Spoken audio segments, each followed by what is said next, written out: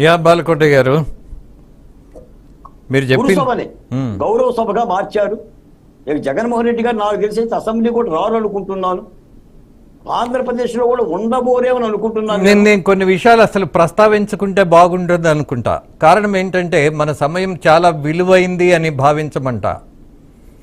ఎవరు వచ్చినా రాకపోయినా ముందే రజనీ గారు చెప్పారు ఆమె స్టైల్లో. మళ్ళీ చెప్పనా, ఒరే బాబు నువ్వు వచ్చినా రాకపోయినా ప్రతిపక్షం ఉన్నా లేకపోయినా పాలన చేయొచ్చురా నాయనా అని ఆమె చెప్తుంటుంది కదా, ఆ స్టైల్లో చెప్తున్నా. అలాగే ఇవాళ మరొక అంశం, మీరు ఒక శాఖ ఒక మంత్రి అలాగే వాళ్ళ పర్యవేక్షణ అన్నారు. ఒక మంత్రి చేస్తే ఏమవుతుంది అని అంటే, ఒక శాఖను పెట్టి ఒక మంత్రిని పెడితే ఇది కొంత బయాస్ అన్నటువంటి ప్రమాదం వచ్చే పరిస్థితి కూడా ఉంటుంది.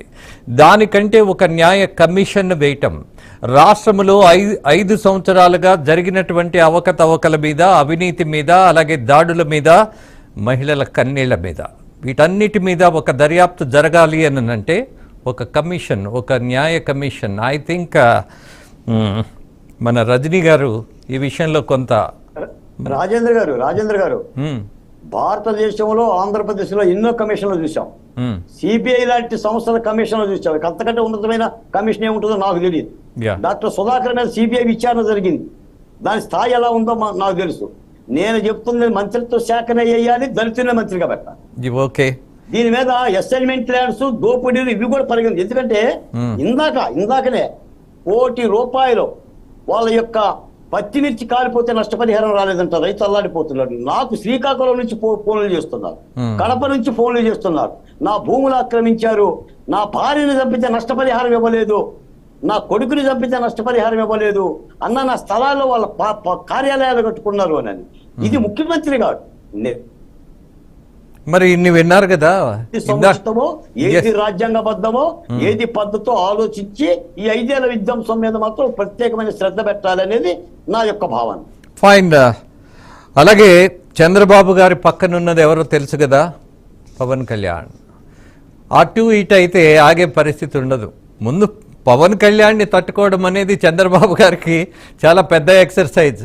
ఎందుకంటే కొంత యువరక్తం, కొంత భావావేశం, అలాగే షెగువేరా కనపడతాడు, భగత్ సింగ్ ఉంటాడు, మొత్తం ఆయన కణకణంలో అనేక మంది మహానుభావులు ఉన్నారు. కాబట్టి చంద్రబాబు గారికి ఆయన బహుశా అది కూడా దృష్టిలో పెట్టుకుని మరో చంద్రబాబును చూస్తారు. పాత చంద్రబాబు కాదు, నా పాలన ఎలా ఉంటుందో కొత్తగా చూయిస్తాను అని చాలా స్పష్టంగా చెప్పారు ఆయన.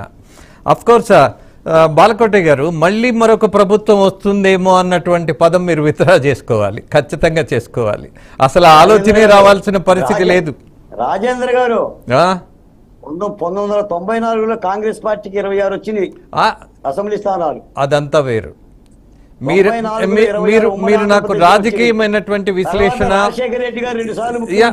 I don't agree with that. But ఇవాళ ఆంధ్రప్రదేశ్లో అసమర్థులు అన్నటువంటి నిందను మోసి ఇచ్చినటువంటి తీర్పు చూసిన తర్వాత ఈ దేశంలో అందరికీ దిమ్మ తిరిగిపోయింది. ఆంధ్రోడంటే ఇంత పౌరుషంగా ఉంటాడా, ఇంత నెమ్మదిగా ఉంటాడా, ఇంత సంయమనంతో ఉంటాడా అని నిరూపించారు బాలకోట గారు. What to say, at the same time 165 assembly సీట్లు రావటం అనేది ఎక్కడ జరిగినటువంటిది కూడా కాదు. బట్ అందుకే అంటున్న ఆంధ్రప్రదేశ్ తీర్పు అద్భుతం, మహాద్భుతం. రాజేంద్ర గారు ఒక్క మాట అమరావతి అంటే ఆ పార్టీకి ఎన్ని సీట్లు వచ్చినాయి, ఈ పార్టీకి ఎన్ని సీట్లు వచ్చినాయి అని కాదు. మేము రాయలసీమ వేధింపులు మేము తట్టుకున్నాం, ఉత్తరాంధ్ర ప్రగల్భాలను పట్టుకున్నాం. చట్టబద్ధంగా అమరావతి యొక్క అంశాన్ని ఎవడో చూద్దాం బాలకోట గారు చేయమంటున్నా. అది చేస్తేనే రక్షణ, లేకపోతే మళ్ళీ రాజధాని రాజకీయం అవుతుంది. సార్, ఆ రక్షణ చంద్రబాబు గారు ఉన్నప్పుడే చేశారు సార్. అది ఒక సిఆర్డిఏ చట్ట పరిధిలో పెట్టబట్టి అది ఈ రోజుకి అమ్మకండి ఉన్నాడు. లేకపోతే చిల్ల పెంకుల్లాగా గవర్నమెంట్ భూములు తాకట్టు పెట్టినోడు ఎప్పుడో అమ్మి పడేశాడు. దాన్ని ఏమీ చేయలేక, కంచెన దాటలేక 3 రాజధానులు అంటాడు, 30 రాజధానులు అంటాడు. కానీ 1 ఎకరం భూమి కదా కదా, 1 సెంటు కూడా మార్చలేకపోయాడు, అమ్మలేకపోయాడు. లేకపోతే ఈ పాటి ఓ పక్క నుంచి అమ్ముకుంటూ వచ్చేవాడండి ఆయన. నేనున్నా లేకపోయినా రక్షణ అని ఎప్పుడో 2019కి 14కే ముందుగానే వేస్తారండి. కాకపోతే ఒక 10 సంవత్సరాలు 15 సంవత్సరాలు 20 సంవత్సరాలు ఆయన్ని ఓపిగ్గా కదిలించకుండా ఉంటే ఆయన నెక్స్ట్ జనరేషన్ అమరావతి ఈ రోజు ఢిల్లీని తనతన్నే రాజధాని రాజేంద్ర గారు మేము డిబేట్లలో వైసీపీ నాయకులకు జగన్మోహన్ రెడ్డి గారికి చెప్పాం, రాజధాని అంటే రాజకీయం కాదు, రాజధాని అంటే జగన్మోహన్ రెడ్డి కాదు, రాజధాని అంటే చంద్రబాబు నాయుడు కాదు, రాజధాని అంటే ఆంధ్రప్రదేశ్. అది చట్టబద్ధత. డిస్కషన్ పొడిగించొద్దు. చట్టబద్ధంగా ఎవరు దాని జోలికి పోకుండా చెయ్యాలి. అడవిగాచిన ఎన్నెలు చేశారు, శ్మశానం చేశారు, రైతుల్ని రహదారుల పాలు చేశారు. ఏ చట్టాలు కాపాడిని? ఏ చట్టాలు కాబట్టి చెయ్యాలి.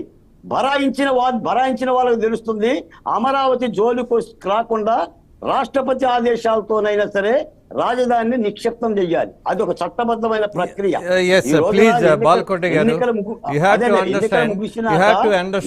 ఎన్నికల వేరు. నిజమే, కొంచెం మీరు ముందు సంయమనంతో ఉండాల్సిన పరిస్థితి వస్తుంది.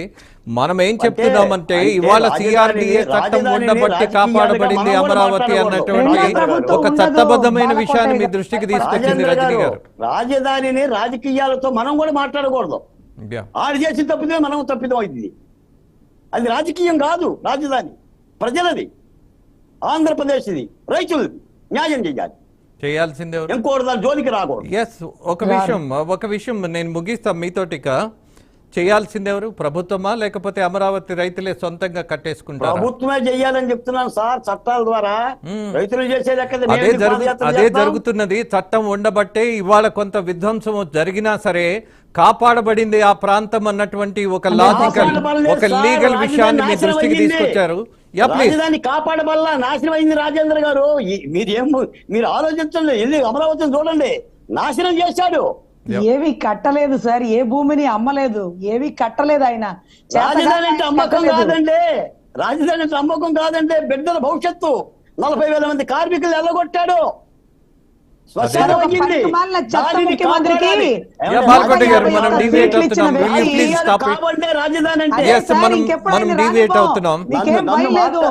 బాలకోటయ్య గారు ఇంకెప్పటికీ జగన్మోహన్ రెడ్డి గారిని గద్దెనెక్కించావు, మీకే భయం లేదు. ఆయన రాజధాని దరిదాపుల్లో కూడా అడుగు పెట్టాడు. 151 సీట్లు ఈ రోజు తాడికొండ సీటు కూడా గెలిపించినందుకు చూసాం. ఇక రెండో ప్రభుత్వం ఉండదు సార్. ఇద్దరిలో కూడా ఉలిక్కి పడుతున్నాం. జగన్మోహన్ రెడ్డి పేరు వింటే రాజధాని బిడ్డలు కాదు సార్ రాష్ట్రం మొత్తం. రజనీ గారు, మీరు జనసేన ప్రతినిధి, రాజకీయ పార్టీ ప్రతినిధి.